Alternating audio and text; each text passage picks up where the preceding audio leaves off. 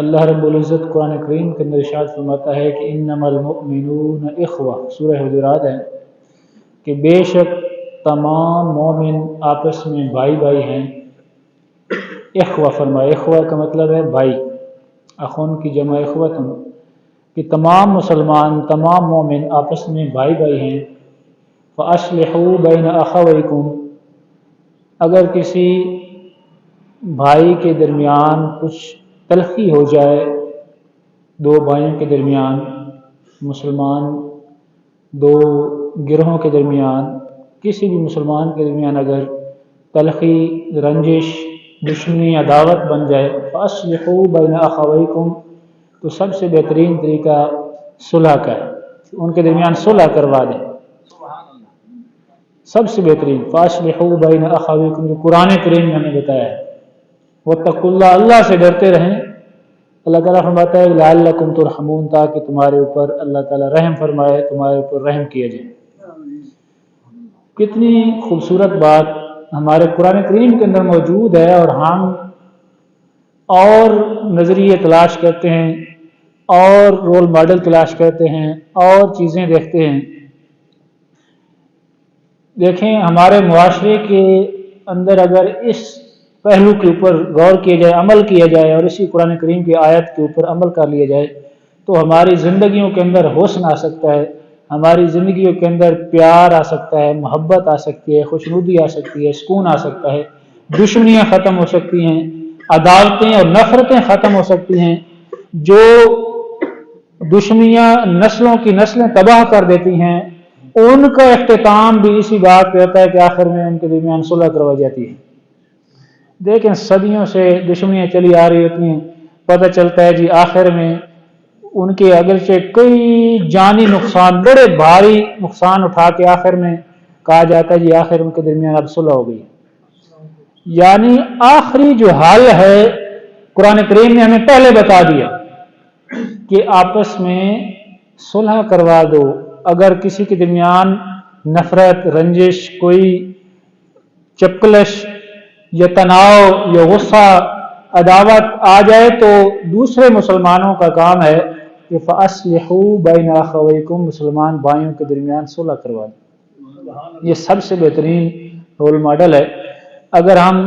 شروع میں صلح کروا لیں تو بہت بڑی بات ہے، جیسے کہتے ہیں نا بھائی، ایک پہلے انگلش میں کہتے ہیں نا سٹچ ان ٹائم سیوز 9، کہ وقت کے اوپر اگر ایک ٹانکا لگا لیا جائے تو وہ 9 ٹانکوں سے بچاتا ہے۔ یعنی ایک جس طرح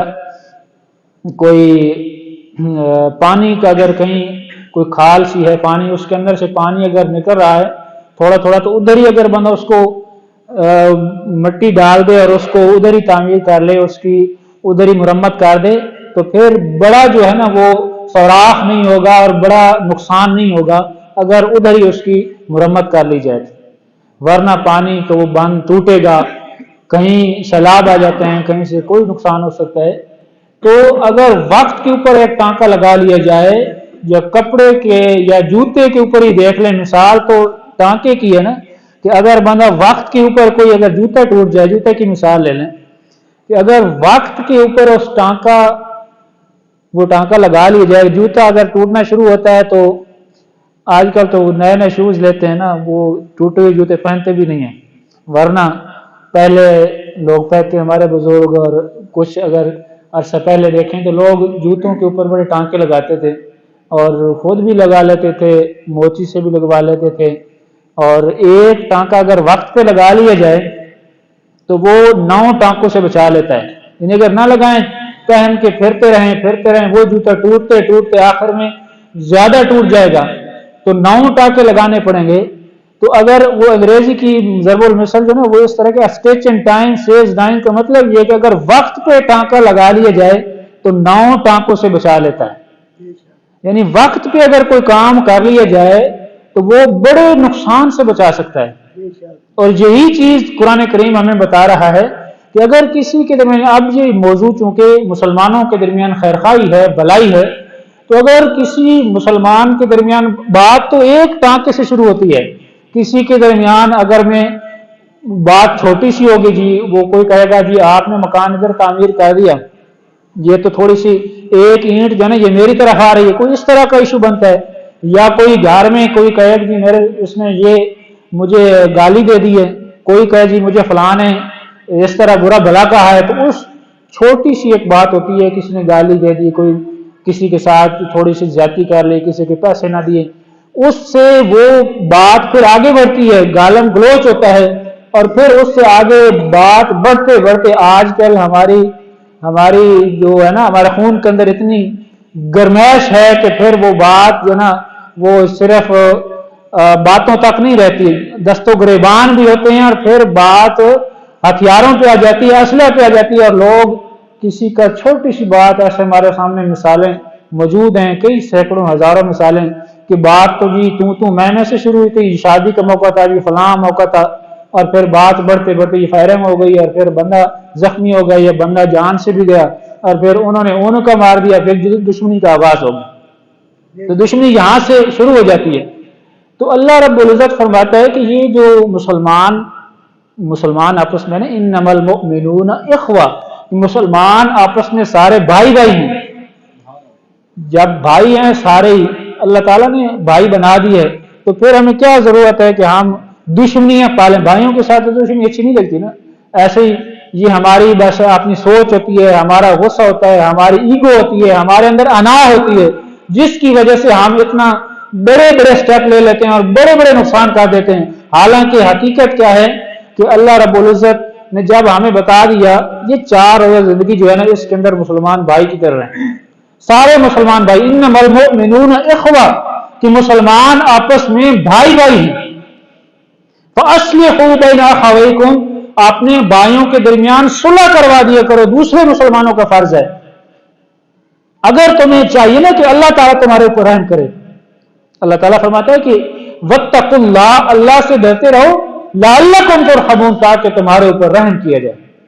یعنی اپنے مسلمان بھائیوں کے درمیان صلح کروا دو، سارے مسلمان بھائی بھائی ہیں، ان کے درمیان اگر کوئی رنجش عداوت جو کچھ چپکلش بنتی بھی ہے تو ان کے درمیان دیگر مسلمانوں کا فریضہ ہے، اخلاقی اسلامی اللہ کی طرف سے ہمارے اوپر فریضہ ہے کہ ہم ان کے درمیان صلح کروا دیں۔ اگر ادھر وقت پہ صلح کروا دیں تو ایک بہت بڑے نقصان سے ہم ان کو بچا سکتے ہیں، دشمنیوں سے بچا سکتے ہیں، قتل و غارت سے بچا سکتے ہیں، خون ریزی سے بچا سکتے ہیں، گھر اجڑنے سے بچا سکتے ہیں۔ اگر ایک وقت کے اوپر اگر ان کو کنٹرول کر لیا جائے تو پھر وہ دشمنی آگے نہیں بڑھے گی، بلکہ وہی جن کے درمیان صلح کروائی جاتی ہے وہی جب پہلے تو ان کے چہروں پہ بڑے غصے کے آثار ہوتے ہیں،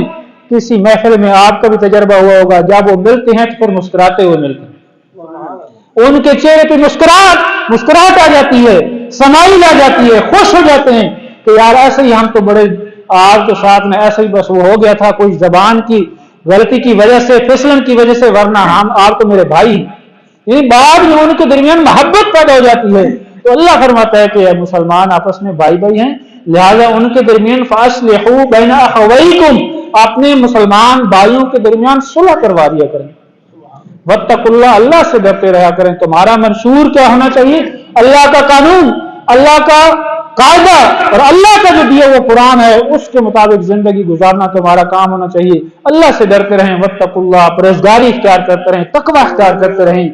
لعلکم ترحمون، تم چاہتے ہو نا کہ تمہارے اوپر رحم کیا جائے تو پھر تمہارے اوپر رحم کیا جائے گا۔ لیکن اگر ایسے زندگی گزارو گے جو اللہ کا فرمان ہے، صحابہ کرام کی زندگیوں کو دیکھیں جن کے بارے میں آقا علیہ الصلوۃ والسلام نے فرمایا کہ اصحابی کالنجوم بأیہم اقتدیتم اہتدیتم، کہ میرے صحابہ ستاروں کی مانند ہیں، ان میں سے جس کی بھی پیروی کرو گے تم جنت اور ہدایت پا جاؤ گے، ہدایت تمہیں مل جائے گی جس کی بھی پیروی کرو گے۔ تو صحابہ کرام کی زندگیوں کو دیکھیں کہ اللہ کے قانون کو کیسے نافذ کرتے تھے۔ دیکھیں یہ سارے قانون، یہ سارا دین اللہ کا ہے، اور اللہ کے دین کی نفاذ کے لیے اگر ہم کوشش کریں اور اپنی زندگیوں کے اوپر بھی اور معاشرے کے اندر بھی ہماری جد و جہد ہونی چاہیے کہ ہم اللہ کے دین کو غالب کریں گے، تو پھر ان کی زندگیوں کو دیکھیں کہ سامنے اگر اللہ کے دین کے لیے آپس میں وہ شیر و شکر ہوتے تھے، بھائی بھائی ہوتے تھے، محبت اور اخوت ہوتی تھی، لیکن جہاں پہ اللہ کی حدود کی بات آتی، جہاں اللہ کے دین کی بات آتی، تو پھر اپنے سامنے کوئی اگر بات دیا جاتا تو تلوار وہاں پہ بھی چل جاتی تھی۔ یہ ایسی مثالیں ہیں. حضرت ابو عبیدہ بن جراح کی مثال ہے, حضرت عمر فاروق رضی اللہ تعالیٰ عنہ کی مثال ہے. کتنے جلیل قدر دونوں صحابی ایسے ہیں جن کا نام عشرہ مبشرہ کے اندر موجود ہے. آقا علیہ الصلوۃ والسلام نے خود بتایا, حدیث پاک کے اندر آتا ہے, ترمذی شریف کی حدیث پاک کے اندر, کہ آقا علیہ الصلوۃ والسلام نے 10 صحابہ کے نام گنوائے اور فرمایا کہ یہ نام دنیا کے اندر اگر کسی کا نام لے تو کہہ دیا جائے کہ یہ جنتی ہے, تو کتنا بڑا مقام ہے. فرمایا کہ میرا ابو بکر بھی جنتی ہے, ایک ایک نام الگ الگ فرمایا, اور میرا عمر بھی جنتی ہے, عثمان جنتی ہے, علی جنتی ہے, ابو عبیدہ بن جراح جنتی ہے, عبد الرحمن بن عوف جنتی ہے, طلحہ جنتی ہے, زبیر بن عوام جنتی ہے, سعد بن ابی وقاص جنتی ہے, سعید بن زید رضی اللہ تعالیٰ عنہ اجمعین, یہ سب جنتی ہیں. یعنی 10 صحابہ کرام کے نام حدیث مسند ترمذی شریف کی حدیث کے اندر یہ حدیث موجود ہے کہ آقا علیہ الصلوۃ والسلام نے 10 صحابہ کے نام لیے اور فرمایا کہ جنتی ہیں, دنیا کے اندر جنت کی بشارت دے دی. اکثر مسجدوں کے نا اس جگہ پہ ایسے نام لکھے ہوتے ہیں عشرہ مبشرہ کے, عشرہ مبشرہ, ان صحابہ کرام کے نام لکھے ہوتے ہیں. یعنی 4 خلفائے راشدین ہیں اور 6 دیگر صحابہ جن کے میں نے نام گنوائے ہیں, ان کے نام آقا علیہ الصلوۃ والسلام نے بتائے ہیں کہ یہ جنتی. تو ان کا نام جنتیوں میں دنیا کے اندر, ویسے سارے صحابہ کرام جنتی ہیں, لیکن آقا علیہ الصلوۃ والسلام نے دنیا کے اندر اگر کسی کو خوشخبری دی ہے تو ان کو اور بھی کچھ ہیں. حضرت خدیجہ بنت خویلد رضی اللہ تعالیٰ عنہا, ان کو بھی آقا علیہ الصلوۃ والسلام نے, عبداللہ بن سلام کو بھی دنیا کے اندر جنتی, عکاشہ, حضرت عکاشہ رضی اللہ تعالیٰ عنہ کو دنیا کے اندر جنت کی خوشخبری دی. تو اس طرح صحابہ چاندے اور بھی ہیں, لیکن ایک محفل کے اندر 10 صحابہ کے نام گنوائے. تو میں عرض یہ کر رہا تھا کہ ان میں سے حضرت ابو عبیدہ بن جراح کا نام ہے, حضرت عمر فاروق کا نام ہے. ان دونوں کی زندگیوں کو دیکھیں, غزوہ بدر کے موقع پہ حضرت عمر فاروق کے سامنے سب امام ہو جاتے ہیں. اللہ کی حبیب کی بات کر رہا ہوں. ہم کسی کے جہاں نرم ہونا ہوتا ہے وہاں پہ سخت ہو جاتے ہیں, جہاں سختی کرنی ہوتی ہے وہاں پہ ہمارے دل پہ گل جاتے ہیں. یعنی کہ اللہ کے دین کے لیے ہماری غیرت مردہ ہو جاتی ہے, اور جب کوئی وہ ناچ گانے اور دنیا کی محفلیں تو ہمارا دل نرم ہو جاتا ہے, خیر ہے جی کچھ نہیں ہوتا. لیکن ان صحابہ کرام کی زندگی کو دیکھیں, اپنے سامنے سبھی نام آ رہے ہیں. حضرت عمر فاروق کے سامنے اور غزوہ بدر کے مقام پہ جب بدر کی لڑائی لڑی تھی تو سامنے ماموں آتے ہیں, وہ کافر تھے, کفار کے لشکر میں آئے تھے.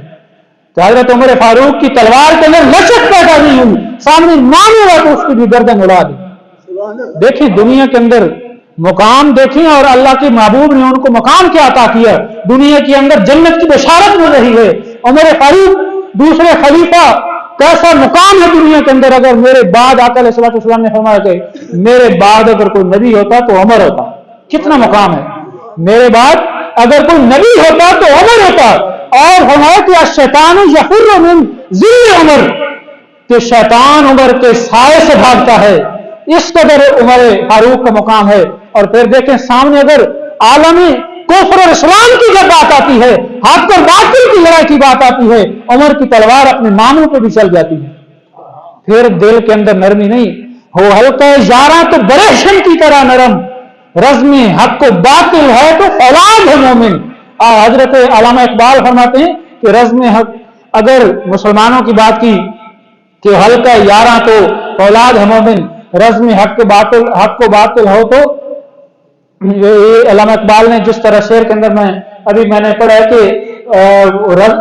وہ ہلکا یاراں تو بریشم کی طرح نرم. یعنی اگر آپس میں اپنے ساتھیوں کے ساتھ مومن بیٹھے ہیں, اگر آپس میں بیٹھے ہیں, مسلمانوں کی محفل میں بیٹھے ہیں, اپنے یاراں کی محفل میں بیٹھے ہیں, وہ ہلکا یاراں تو بریشم کی طرح نرم. اگر اپنے مومنین بھائیوں کی محفل ہے تو ریشم کی طرح نرم و نازک ہوتے ہیں, دل کے اندر نرمی ہوتی ہے. رزم حق و باطل ہو تو فولاد ہے مومن. اگر حق اور باطل کی جنگ آ جائے تو مومن ایک فولاد لوہے کی طرح, آئینی دیوار کی طرح کھڑا ہو جاتا ہے. اگر اللہ کے دین کے نفاذ کی بات آئے تو حضرت عمر فاروق کے سامنے ماموں آتے ہیں, ان کی بھی گردن اڑا دیتے ہیں, وہ کافر تھے. اور حضرت ابو اس سے بھی بڑا مقام دیکھیں, والدین کا بڑا مقام ہوتا ہے, جن کے والدہ کے قدموں کے نیچے جنت رکھی گئی ہے, اور باپ کو مجازی خدا کا مقام دیا گیا ہے. अगर मोमिन है तो उनका इतना बड़ा मुकाम है, अगर काफिर इस्लाम के ऊपर हमलावर होता है, चाहे वालिद भी है, अगरचे फिकी लिहाज से कहा गया है कि अगर वालिदैन काफिर भी हैं तो उनके साथ हुस्न सलूक करने की हद तक, यानी अगर वो काफिर भी हैं तो उनके साथ हुस्न सलूक करने का हुक्म दिया गया है। लेकिन हजरत अबू उबैदा बिन जर्राह यहाँ हक और बातिल की लड़ाई के लिए जब आते हैं और सामने बाप लड़ने के लिए आता है और काफिरों की तरफ से आता है और काफिर है, हजरत अबू उबैदा बिन जर्राह के सामने काफिरों ने खुद किया कि अपने बाप का लिहाज करेगा, लिहाजा आप उसके साथ जाके सामने किया कि अबू उबैदा बिन जर्राह के सामने जाए। तो हजरत अबू उबैदा बिन जर्राह के सामने एक तरफ आका अलैहिस्सलाम का दीन था, एक तरफ आलम कुफ्र था। अगर सोचने में थोड़ा सा वक्त था, फैसला लेने में कि अगर एक तरफ अगर बाप को माफ करता हूं तो आका अलैहिस्सलाम के दीन की ऊपर आंच आती है, लिहाजा फौरन तलवार निकाली और बाप का भी सर उड़ा दिया जो काफिर था। तो हक के दफाज के लिए हजरत अबू उबैदा बिन जर्राह, जिसका नाम मैंने अभी गिनवाया है, जिनका नाम अशरा मुबशरा के अंदर शामिल है, इतने जलील कदर सहाबी, अमीरुल उम्मत जिनका लक़ब आका अलैहिस्सलाम ने अता किया, इतने बड़े सहाबी, और फिर उन्होंने अपने बाप का भी सर, काफिर जो था उसका सर उड़ा दिया। मैं अर्ज कर रहा हूं कि अल्लाह के दीन के लिए मोमिन को इतना मजबूत होना चाहिए। जब अल्लाह के दीन के नफाज की बात आए तो फिर हमारे कदम लग़ज़श नहीं खाने चाहिए, मुतज़ल्ज़िल नहीं होना चाहिए। तो अल्लाह के दीन के नफाज के लिए वो कुछ कर भी करना चाहिए जो अल्लाह का हुक्म है। अल्लाह के हुक्म के ऊपर इंसान को वो करना चाहिए जो अल्लाह का हुक्म है। तो फिर मैं बात ये कर रहा था कि मुसलमानों के दरमियान फ़अस्लिहू बैन अख़वैकुम, इन फ़अस्लिहू बैन अख़वैकुम, यानी मुसलमानों के दरमियान सुलह करा दिया करो। आपस में मोहब्बत की दावत दी गई है, कुफार के साथ सख्ती की दावत दी गई है, सख्ती का हुक्म दिया गया है, और आपस में मुसलमानों को भाई भाई करा दिया गया। जैसे हमारे दिल इसराइल के लिए बड़े नरम हो जाते हैं कि वो भी उनके हकूक की बात करते हैं, हमारे हुक्मरान भी और पूरे दुनिया देख रही है, और हमारे अपने मुसलमान भाइयों के लिए दिल नरम नहीं होते कि गजा के अंदर, मुसलमान फलस्तीन के अंदर किस तरह शहादतें जारी हैं, बेशुमार अभी जुल्म की इंतहा हो चुकी है। लेकिन मुसलमान जो हैं उनके लिए दिल नरम नहीं रखते, बल्कि उन इसराइलियों के हक में बात की जाती है जब इंटरनेशनल लेवल पर बात की जाती है। आम लोगों की बात नहीं कर रहा, हमारे जज्बात तो कुछ और होते हैं, अवाम तो चाहती भी है तो कुछ नहीं कह सकती, लेकिन जो हमारे सरकर्दा हैं, जो लीडर हैं, जो मुसलमान नुमाइंदगी करते हैं, हमारे एटमी ताज की नुमाइंदगी करते हैं, मुसलमान दुनिया की नुमाइंदगी करते हैं, वहां पर मुसलमानों के दिल इसराइल के लिए नरम होते हैं। हक मुसलमानों के हक में वोट भी नहीं देते, जंगबंदी के हक में वोट भी नहीं दे सकते, इस कदर ये बात भी नहीं कर सकते, बयान भी नहीं दे सकते। तो मुसलमान को दीन के, अल्लाह के दीन के लिए मजबूत होना चाहिए। जहां अल्लाह के दीन के नफाज की बात है, मुसलमान वहां पे जिहाद के लिए निकलना चाहिए, और जहां आपस में मुसलमानों की बात है तो प्यार मोहब्बत के साथ रहना चाहिए। इन्नमल मुमिनून इख्वा, मुसलमान आपस में भाई भाई हैं। फ़अस्लिहू बैन अख़वैकुम, अगर मुसलमानों के दरमियान कोई रंजिश हो जाए, कोई चपकलस्त नाराजगी हो जाए तो उनके दरमियान सुलह करवा दिया। वत्तकुल्लाह, अल्लाह से डरते रहें, तकवा अख्तियार करते रहें, अल्लाह के दीन को नाफिज करते रहें। अगर ये काम करेंगे लअल्लकुम तुरहमून, तो फिर तुम्हारे ऊपर रहम किया जाएगा, अल्लाह ताला की तरफ से तुम्हारे ऊपर रहम किया जाएगा। और ये दीन खैर का नाम है, दीन व नसीहा फरमाया अलैहिस्सलाम ने कि दीन खैर है और एक दूसरे के लिए भलाई है। आका अलैहिस्सलाम ने 6 हकूक बयान किए हैं कि मुसलमान के दूसरे मुसलमान के ऊपर 6 हक हैं कि मुसलमान अगर किसी से मुलाकात करे तो उससे सलाम करे, और फिर जब कोई मुसलमान दावत दे तो फिर उसकी दावत को कबूल करे। अगर मुसलमान किसी से मशवरा मांगे तो उसको अच्छा दाराना मशवरा देना चाहिए। और अगर मुसलमानों को इस तरह आका अलैहिस्सलाम ने फरमाया कि अगर मुसलमान बीमार हो जाए तो उसकी इयादत करे, छींक आए तो उसको अगर वो कहते हैं अल्हम्दुलिल्लाह, तो वो यरहमुकल्लाह कहे कि अल्लाह ताला तुम्हारे ऊपर भी रहम करे। और अगर कोई मुसलमान फौत हो जाए तो उसके साथ रहे और मैयत के साथ और जनाजा और तदफीन में उसके अंदर शामिल हो। यानी ये 6 हकूक आके अलैहिस्सलाम ने बयान किया। अगर इन्हीं के ऊपर भी हम अमल करें तो हमारे मुआशरे के अंदर कितनी खूबसूरती आ सकती है, प्यार मोहब्बत आ सकता है, मोहब्बत और खुशनुदी आ सकती है, एक दूसरे के साथ एहतराम और मोहब्बत और एक दूसरे के साथ इज्जत के जज्बात पैदा हो सकते हैं। अल्लाह रब्बुल इज्जत हमें अमल की तौफीक अता फरमाए। वमा अलैना इल्लल बलागुल मुबीन।